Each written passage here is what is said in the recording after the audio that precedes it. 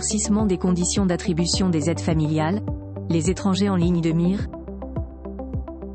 La durée de résidence requise pour bénéficier des prestations sociales et du minimum vieillesse a été rallongée par le décret qui a été divulgué dans le journal officiel le dimanche 21 avril 2024.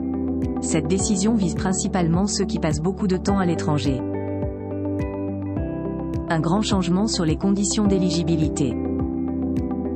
Suite aux annonces du gouvernement, cette décision a été officialisée par ce fameux décret qui stipule qu'à partir du 1er janvier 2025, il est nécessaire de passer au moins 9 mois sur le territoire pour toucher les prestations sociales et le minimum vieillesse. Rappelons qu'auparavant, cette condition était de 6 mois. Parmi les dispositifs affectés, il y a les allocations familiales et la prime de naissance. Ces subventions concernent près de 6,7 millions de foyers selon les chiffres publiés par la Direction de la Recherche, des Études, de l'Évaluation et des Statistiques ou DRES en 2023. D'après les estimations, le montant moyen de ces aides s'établit à environ 388 €.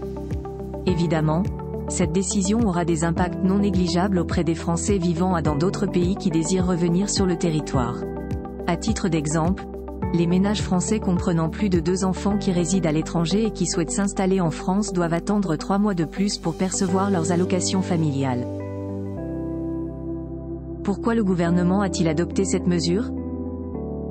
Ce durcissement des conditions pour toucher les prestations salariales et le minimum vieillesse a été mis en place dans le cadre de la lutte contre la fraude sociale. En effet, la réglementation actuelle impose à tous les bénéficiaires des aides sociales de passer au moins la moitié de l'année civile de versement en France, c'est-à-dire pendant 6 mois.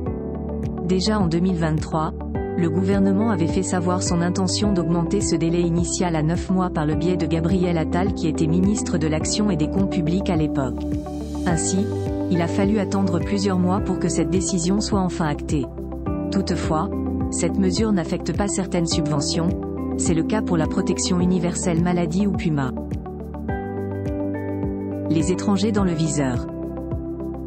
Depuis le début de l'année 2024, la question concernant le durcissement des conditions d'accès aux prestations sociales pour les étrangers avait fait couler beaucoup d'encre au sein du Parlement. Notamment, lors des discussions liées à la loi immigration. Initialement, le gouvernement avait présenté un texte concernant la durée de résidence requise.